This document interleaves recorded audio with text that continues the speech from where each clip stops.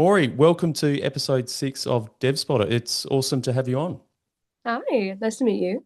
Nice to meet you. The Vampires Manor, so indie studio out of the UK. And Mhm. is it Fox? Am I It pronouncing is that correct? Fox. Get Yes. that a lot. It's interesting spelling, but I thought I had it at the first go. But I understand it's your first game, if I'm not mistaken. Yeah, so when we started, we mostly came out of fresh out of uni. And we wanted a portfolio piece that we would then use to go and apply for other quote unquote real jobs. But in the end, it just kind of kept going, and now we're sticking with it as like a debut title. Yeah, awesome, awesome. So, just on that, talk to me about Fox. I'm really interested in it. It kind of gives me Endling kind of with Stray, those sort of two games sort of vibes. So I'm kind of Oh yeah. I'm really interested in the inspiration behind Fox and a little bit more about sort of I guess how you guys sort of came together and your background specifically too. Yeah, so I didn't want to go into games. I wanted to be a neuroscientist. Oh wow. Unfortunately, I have dyscalculia, which, for those who don't know, is dyslexia, but for math. And as a result, they would not let me near a human brain. Um, Right, right. Went to games as a last minute resort. And then by the time I did get into uni, it was COVID. And I was very upset that my friends especially had not been given the internships or the connections or the anything that they'd been promised. Not that it was the uni's fault, they couldn't predict that. Um, and I was sat there in my uni accommodation staring at the ceiling going, it would just be cool if I could give them an internship. Wait a minute. And dragged everyone into a house meeting and said, we're making a game. You don't get a choice. I'm your boss now. Congratulations, have a job. And it's just been high sailing from there. Fox is our beloved little passion project. We essentially got together as a team and went, okay, so for me, for example, I'm better at drawing animals than I am people. I've just always have been. So I would like a game with an animal protagonist. And then our narrative guy, Joe, said, well, I've been on a thing about Arctic expeditions lately. So can we maybe tie that in? And we just kept going until we came out with this sort of John Carpenter's The Thing style horror game, but with a oil paint aesthetic, which we hadn't really seen a lot in the games industry. You get a couple of like watercolor 2D games here and there. I've never seen a 3D oil painted game. Um, and then Clair Obscur came out, but um, so it's a little bit of each of us in there. And we take inspiration from all sorts of media. Like Endling is definitely a big one. I Yeah, sobbed my eyes out at that game, yeah, and it's yeah. set something in me. But also like literature, we take from Animals of Farthing Wood. We take from the Thing movies, the Alien movies, because I'm a big fan. Obviously, traditional oil painting artists like Franz Snyder or sculpting artists like Beth Kavanagh. It is our love letter to art as a medium and games as its own art form.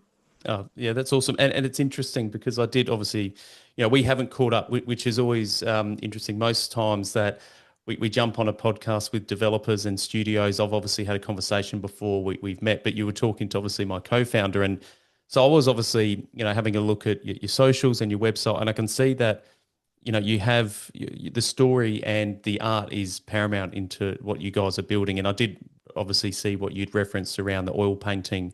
So Mhm. I'm just curious, for anyone who hasn't seen Fox or isn't familiar, I guess what can they kind of expect in terms of gameplay and mechanic and things like that? My favorite three to compare it to is imagine that Stray met Okami met Resident Evil, That- where you've That's a got good way to put it. Yeah. your it's very heavy on the exploration. We want to just have moving around feel fun. You're a little Arctic Fox character. You're adorable, and you can sprint around and jump off of trees and hunt little rabbits and all the necessary things for survival. And then about half an hour later, you're thrown into this really intense stealth scenario where you can't make one wrong move, or this freaky moose with 8 legs is going to come after you. Yeah. There's no combat, similar to Alien Isolation. I personally don't agree with combat in horror games, but that's a hot take nowadays. And as a little fox character, you wouldn't want to fight a polar bear anyway. It Much wouldn't less make a sense, would it? mutated one, Yeah. or a moose, or even like other slightly bigger foxes. So it's a slow burn, but an intense one once you kind of get into the meat of the game. And in terms of developing, like how long's that development process been for you and the team? long. Long. Um, it's so we started sort of April 2023 when we got into a government program. Over in the UK, we have something called Transfuser. It's a 8-week boot camp. You're given 7 grand, and is it 8 weeks or 12 weeks? I think it might be 12 weeks actually. Yeah. And you are given sort of expert advice on starting a business, on building a prototype. You're given feedback, one-to-ones, a pitch practice event, which had me quaking in my boots.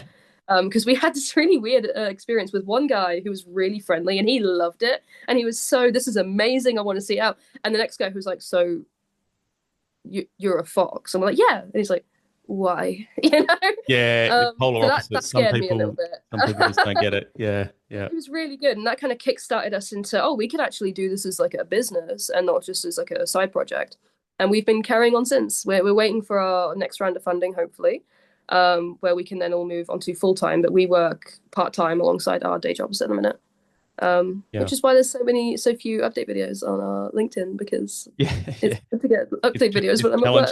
Well, that leads me to my next question. It's something I like to ask developers and studios is, obviously indie studio things can be challenging, yet you have to be across so many different facets of the business, and it's not just the development side. So if you're happy to share some of the challenges or those kind of real positive moments being an indie studio. We're a big indie team. Your sort of average indie team in the area, and like the area we're in has about 7. You probably have sort of between 5 and maybe 3 and 8, sometimes more, sometimes less. We're a team of 15. Wow.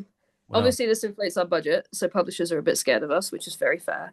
And on top of that, I want to guess out of the 15, 12 of us are diagnosed neurodivergent, which has its own problems and its own challenges. However, when I went into it, people would tell me, oh, it's going to be really difficult to make these accommodations. It's not.